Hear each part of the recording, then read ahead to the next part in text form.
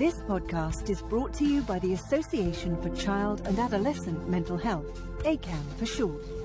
You can find more podcasts and other resources on our website, www.acamh.org, and follow us on social media by searching ACAMH. Hello, welcome to the In Conversation podcast series for the Association for Child and Adolescent Mental Health, or ACAM for short. I'm Jo Carlo, a freelance journalist with a specialism in psychology. Today I'm interviewing student researchers Hannah Abdalla, Malaika Okundi and Carl Simela. All three have been working on TRADE, which stands for Transmission of Experiences of Racism, Anxiety and Depression in Families. TRADE is a collaboration between researchers at the Centre for Mental Health and King's College London. If you're a fan of our In Conversation series, please subscribe on your preferred streaming platform. Let us know how we did with a rating or review, and do share with friends and colleagues. Hannah, Malaika and Carl, thank you for joining me. Can you each start with a brief introduction about who you are and what you do? Hello everyone, my name's Carl Simela. I'm a final year medical student at King's College London, and at the moment I am one of the undergraduate research assistants on the TRADE project. Hello, my name is Hannah Abdalla. I am a final year global health and social medicine student at King's College London. I am also a research assistant on the TRADE project. Hi everyone, I'm Malaika Okundi. I am a final year student on Global Health and Social Medicine Bachelor's of Science program on the neuroscience track. I am an undergraduate researcher on the TRADE project. Brilliant, thank you all of you. You're all young researchers. How does research differ from university work? I think one of the main things is that it's very independent compared to university work. I feel that university work, you've got your set modules to do, and it's very timetabled, whereas research, I feel, is way more fluid and requires the ability to adapt to the ever-changing results that you're getting and the ever-changing situations. I feel like for me personally, as giving me this practical element to my studies, I am able to apply things quite quickly and actually see the process of how things happen. I'm able to discuss and collaborate with colleagues. I think the main difference for me would be in terms of impact. My work in university, whilst important to me, is not necessarily having an impact on the world at large, whereas research work, it has an impact on myself, on my research colleagues, on the research participants, funders, a myriad of people. And so I really felt in both a positive and negative way how much my work and my success or failure impacts other people. Let's turn to the research itself. What is TRADE? How did you gather your data? And what are its aims? Malaika. So as you mentioned before, the TRADE project stands for the Transmission of Experiences of Racism, Anxiety and Depression in Families Intergenerationally. There are three parts to the TRADE project. It begins with a literature review, where we looked at all the available data on intergenerational trauma from racism. A lot of the data ended up coming from the United States of America, which was interesting, but also expected considering the civil rights movements and all sorts of other events that have happened over there. The second part of the TRADE project is to consult with the community. So we're hosting focus groups, and we want to talk to teenagers and their parents and understand their lived experiences. We want to understand what they go through and what they would like to change and what they would like to happen, how they think the government, institutions, healthcare, and other stakeholders could make things better. Third is dissemination. That is perhaps the most complicated part. We want to get our research into the right ears. We want to talk to people. We want to let people know what we've heard, what we've found, what we've read, and get them to understand what the lived experience of ethnic minorities really is in the UK and how we as a society can change that, how we can improve that, how those in government can improve that, how those in research can improve that, and so on and so forth. The fourth stage, which is, I guess, kind of like a pseudo stage, is to help our participants on their journey into academia. So we hosted a couple of workshops with the teenagers who participated in our focus groups to talk to them about university, about what it's like to be a university student, about research, about what it's like to become a doctor, psychologist, how they can get there. We spoke to them about how to write a CV, how to write a personal statement, and just what it's like to really go into university and academia. So that's really what the trade project is. It's a multi-pronged approach to creating change. Our true aim is to be a catalyst for change, not just for ourselves, but for the community at large, in such a way that we incorporate the community's opinions as well as our own. We don't want the research to be separated from the people. We want them to have a voice, and we want to be a voice for the voiceless. Why do you think there has been so little focus until now on the UK experience? And what impact do you feel this relative silence has had on the mental health of young people affected by this? One of the main reasons in that this hasn't been happening in the UK, I think it's because we're behind America in terms of America's had guidelines for some time now to ensure that there is representation of ethnic minorities in clinical research. So it is quite a disservice to these communities here in the UK that we don't have that. And it prevents us generalizing research from psychiatry studies. I think it also prevents culturally competent clinical practice, because if you're not considering such a massive element such as racial trauma, specifically intergenerational as well, then race is a large part of someone's identity. And I really do think it's preventing good culturally competent practice. Just to add to that, I think there's a common misconception that occurs between the United States of America and the UK in that it seems as though racial tension is a lot more violent in the United States because there are visceral images that we see on the internet, on TV, things like gang violence, things like what happened to George Floyd and police brutality, etc., etc. One thing that certainly came up in our findings was the prevalence of covert racism and microaggressions, which seems to be the tension of choice in the UK. So whereas perhaps you're not visually seeing young Black men being assaulted and killed on the streets on a regular basis, there is still racial tension. And because it is not as in your face as that of in America, because we don't necessarily have the same histories of slavery and segregation and the civil rights movement, the UK has been overlooked. And with regard to the effect on the mental health of young people from ethnic minorities, it does make people feel as though their experience of tension, pain, racism is not as valid because it wasn't perhaps as violent or as visible. And part of the aim of this research is to highlight forms of racism that perhaps aren't as violent, aren't as visible, but are still felt viscerally and still cause mental health issues. I want to go into more detail in a bit about what you did here in those focus groups and through your research. But before we go there, I want to hear more about what has drawn you personally to this research project. When I was joining this research team, I was planning my final year dissertation, and my dissertation was based on the community mental health approach in England and looking at the impacts on the community mental health approach on the British Somali community. So I was focusing on cultural competency and structural competency in the ways in which mental health policies, mental health interventions in community health are structured and in clinical settings, in community mental health settings. I have always had an interest in intergenerational trauma and how trauma is transmitted within families, within communities. I've always had an interest in mental health and being a mental health advocate. So a lot of my research interests all came together, and I was really, really happy that I found this opportunity to actually work on something that I have always had an interest in. I was drawn to this research because it has a quite personal slant for me.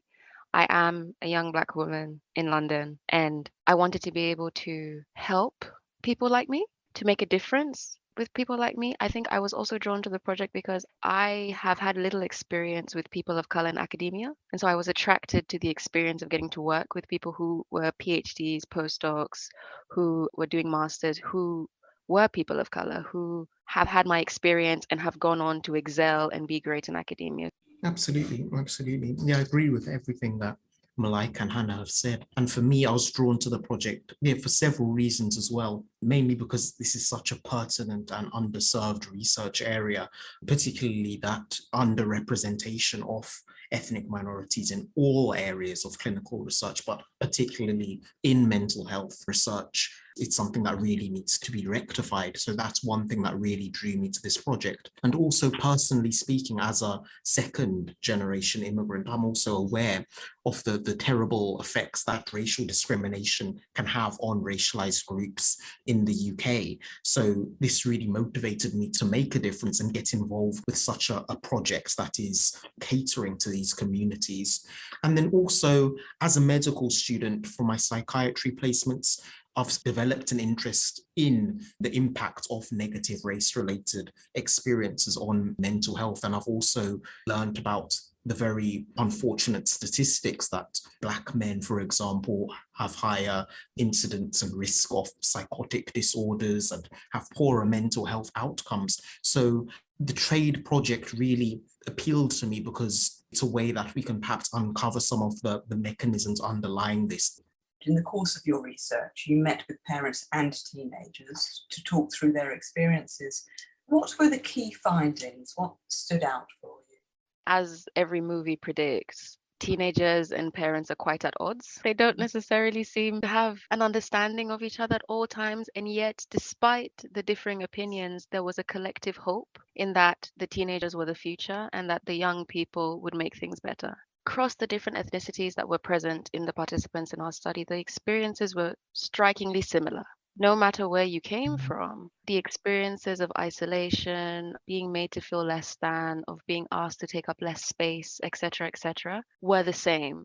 And even the experiences of feeling unsafe with other groups of people were the same. And it was fascinating to me as a Black person to see that whereas maybe I feel unsafe with this group, they feel unsafe with my group, and we all feel unsafe from this other group together. And these collective experiences that we didn't know each other were having were so similar and were described in such similar terms. It was quite amazing to me how people from different parts of the globe who ended up in London for various reasons all had the same similar experience despite radically different cultures, languages, and practices. I think looking at it from an intergenerational perspective, the parents commented that they would often reflect on their parents' parenting style and these sort of anxieties and emotions and sort of survival techniques that they picked up from their parents' parenting styles and their active approach to minimize the impact of their parents' anxieties and insecurities about the world and how they're actively working with their children to build a more confident and holistic approach to living in a world in which it is changing rapidly. There are still things that are happening in our society that their children are visibly watching, some are experiencing, and sort of working together to build this confidence in their identities to ensure that they are not suffering. I think the one thing that I have taken from the research is parents are making sure that their children are not suffering in the way that they have suffered. Yes, and just to add to Malaika and Hannah's points, also there seemed to be a consistent theme across both the parents and the teenagers that the parents were very eager to protect their children and against, the risk of racial trauma or racist experiences. And sometimes teenagers could potentially view this as overprotective, but that was really a consistent theme, that desire to protect and educate their children. You've described that some of the findings were surprising. What did you expect when you started the project? And are there any other surprises you can highlight? And were your expectations met? I think following from Malaika's point in the previous question, I was expecting sort of distinct differences and experiences from the ethnic minorities who took part in the study. That is primarily because my knowledge of cultural competency and my initial thought of ensuring that approaches within healthcare have to be culture competent in terms of looking at an individual culture and individual belief systems and sort of encompassing that in sort of approaches and policy. But what I have picked up on is that there are some approaches that can be utilized for the collective majority in order to make progressive impactful change, and it doesn't have to be this specific targeting. If we're able to utilize an approach in future, in the next sort of 2 months when we're actually putting all of the pieces together and reflecting on what we've actually found, I think we will actually start to see a way in which we can actually find more of an approach that fits. One of the things that surprised me was the willingness of the people to discuss racism and mental health, which have been historically quite personal and stigmatized topics. I was really quite inspired by the participants' willingness and vulnerability to divulge some of these personal experiences. Perhaps in terms of gender, I was expecting more of equal makeup, but we actually didn't have Black men in the parent group. And that raised questions as to why. These are just extra things that have come out and have been quite interesting and surprising. I didn't have many expectations. I went into this experience thinking it was going to be new, I was going to learn, be challenged, and all of those came true. In terms of surprises, I think I was surprised by how much I enjoyed researching, how much I enjoyed the conversations, the planning stages, seeing it all come to fruition. And even now, being here on the other side where we're doing analyses and looking at results, I'm surprised by how fulfilling it's all been. I realized that nobody is asking for much. What is being asked for is that institutions are culturally competent, that they're aware of the experiences and the impact experiences have had on the Black minority ethnic community, the laws that are in place to protect Black ethnic minorities, because there was an incident when it came to hair and hairstyles in school and the issues that some schools have with hairstyles, and teachers and some staff were not aware that there are actually laws in place to protect discrimination of hairstyles. And that is something that I learned in the research. And I actually sat down and I thought, why isn't this general knowledge? Why aren't we aware of these protections that are in place? Why are things so silent? And it's just coming to an understanding that there are things in place. Some things are more vocalized than others. The expectations of communities are not high. They're actually quite reasonable. And I think there needs to be more of an eager response to the wants and needs of communities that are discriminated against and marginalized. I mean, that comes to really why the research is so important. Can you say some more, each of you, about the importance of this research? The importance of this research is to ensure that the voices of those who have not had a voice have a pathway to have their ideas, have their experiences, and have their voices amplified for it to reach the clinicians, the policymakers, and to ensure that the response is that there is no response. There can't be an argument that these people have not spoken. There cannot be a response where there is no research to support the claims that these people are making. When we've actually sat down over the past 6 months and have spoken to parents, spoken to children about their lived experiences and what they want in place. In all, this research is amplifying the voices of those who have not had a voice to speak with.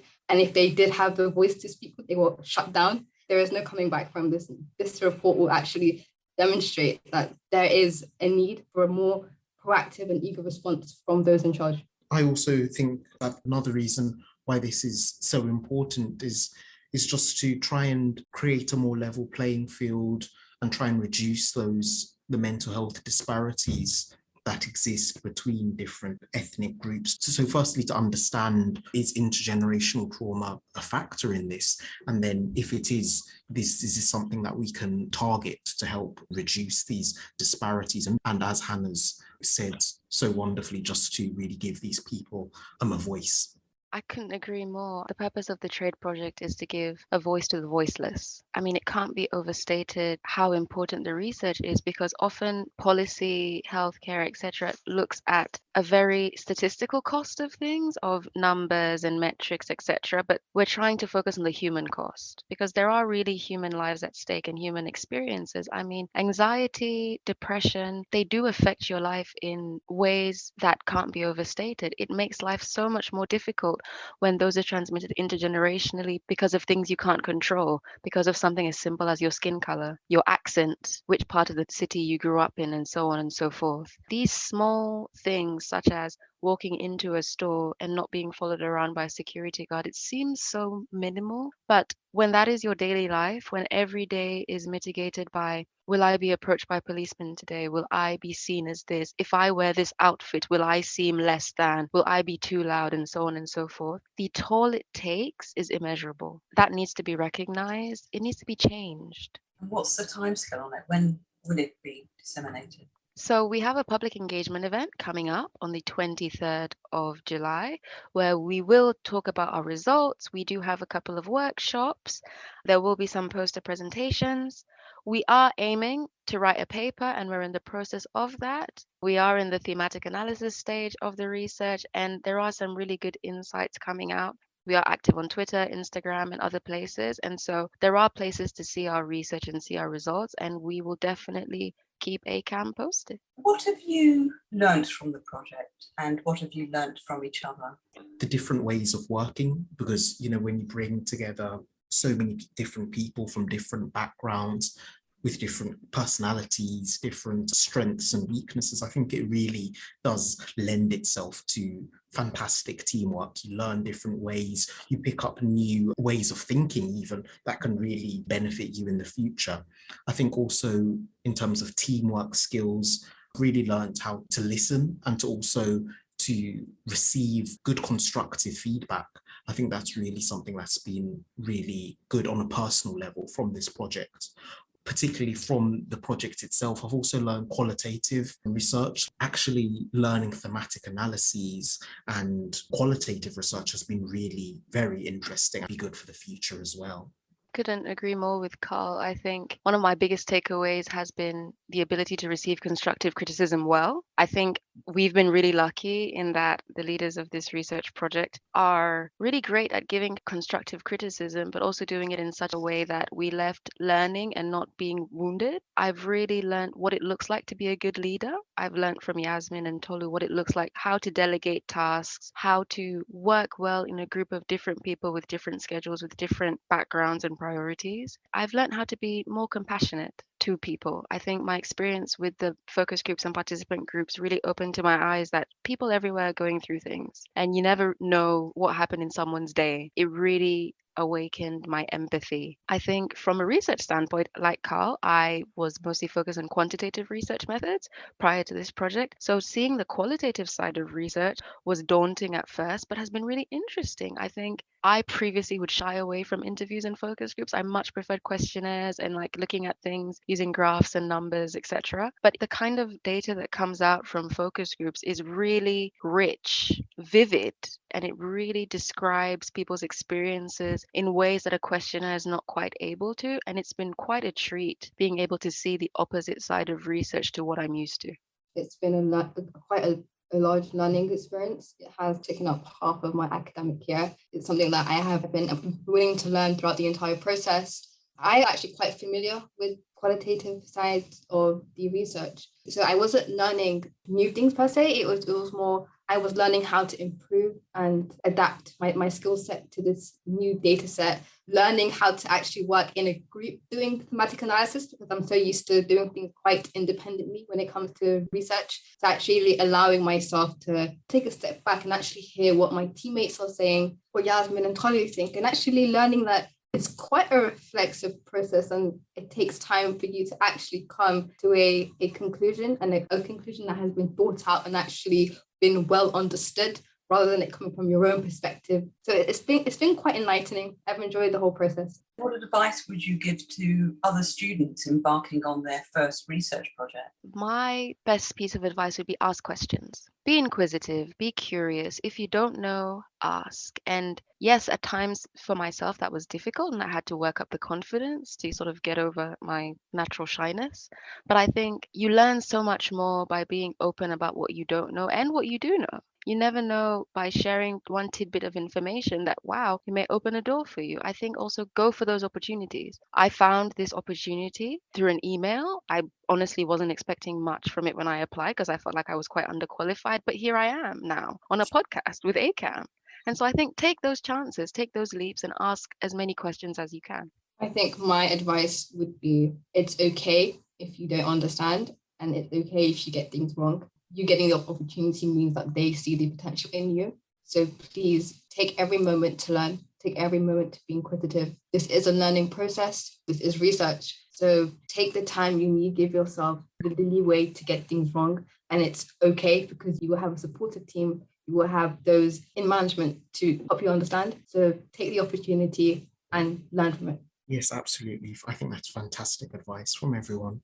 I think to add to that, I'd also say it's so important to identify a good supervisor or a good project lead. I think their guidance is so important, as well as that project lead who cares about the project. With the trade project, we've been very lucky. We've had Yasmin Ahmad Zadeh, whose guidance and leadership has really been second to none, and also Tolu, the research assistant on the project.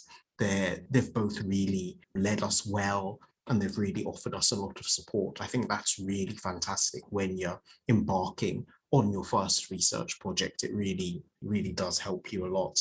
And just a second bit of advice, I'd also say not to worry if you're not getting the data you expected. If your results aren't matching your hypothesis, that's good. Negative data is still good data. It's still equally valid. It's still so important and will still be very valuable. What makes you hopeful for the future? Research is actually giving the younger generation a chance to participate in projects like this. I think it's quite a unique opportunity for 3 undergraduates to be put in research positions at such an amazing institution. I think young people are being recognized that they have the ability to contribute to actively make the changes they want to see. I think that gives me hope, and seeing how young people are willing to take these spaces, take up space, and to have their voices heard.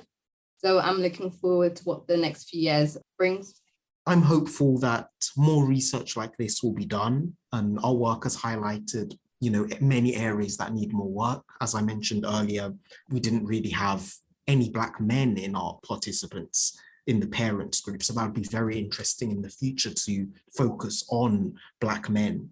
Also, I'm very hopeful we can make a difference, not just us as members of the trade project team, but us collectively as human beings living in 2022 in the UK. I really am hopeful that we can make a difference. We've seen so much changes happen, so much has progressed and really heading towards better times. What makes me hopeful for the future is the teenagers we worked with.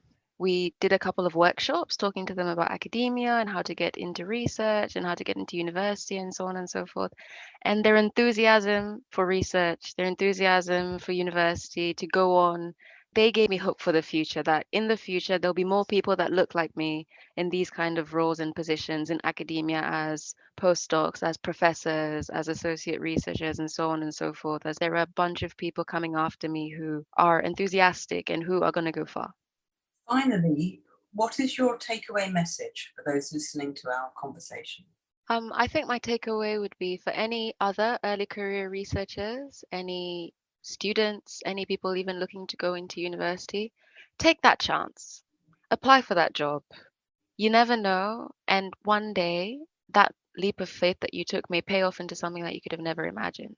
Academia can sometimes be an unfriendly place to people of color, but there is space for us here. And you should never feel diminished. You should never feel as though you're not worth it or you can't do it, because we are. I never would have thought I would be here 5 years ago. But here I am on a podcast at ACAM. Here I am doing impactful research. So take that chance, take that leap, and believe in yourself. I believe that your interests are your best friend. If you are passionate, if you have the drive and you have the ability to apply, to want to pursue things, you are in no means going to have a problem. For you to actually be able to apply, for you to demonstrate that you're passionate about research in the field that you want to go into is already amazing. Like, congratulations on the actual initial application process and trying. That is the main part, for you to actually believe you're worthy enough for these positions. Imposter syndrome is real, especially when you're at university and you're literally competing with everyone around you. But think of it as a competition with yourself. Think of it as your a toolbox for your own progression. Have faith, apply, go for it. And if you don't get in the first time, apply again into another position. Don't give up. I think my takeaway message would be there is hope, even though we're researching things that are quite upsetting and shows that the unfortunate reality that racism still does exist, and especially with the horrific events that have recently occurred, for example, with George Floyd. I still think that a takeaway message is that there is hope and that the work that we are doing and many others are doing will really help better everyone, racialized communities, and also everyone else. It will create a better place for everyone to live, a better society. In terms of trade and the impact that trade hopes to bring, is that we hope to see that our research is actually implemented in spaces that can create this large impact of change. We can write reports and we can interview hundreds of people living in London, living in the UK, but we can only make impactful change if those in charge are willing to listen. I hope that this research reaches the right people and opens up the ears of those who have not been willing to listen in the past. And I hope that this project helps to inspire other projects in fields that have been neglected. Thank you all so much. Thanks for your time and good luck with all your endeavours. For more details on Hannah Abdalla, Malaika Okundi and Carl Simela, please visit the ACAM website, www.acam.org, and Twitter @ACAM. ACAM is spelled ACAMH. And don't forget to follow us on your preferred streaming platform. Let us know if you enjoyed the podcast with a rating or review, and do share with friends and colleagues. This podcast was brought to you by the Association for Child and Adolescent Mental Health, ACAM for short.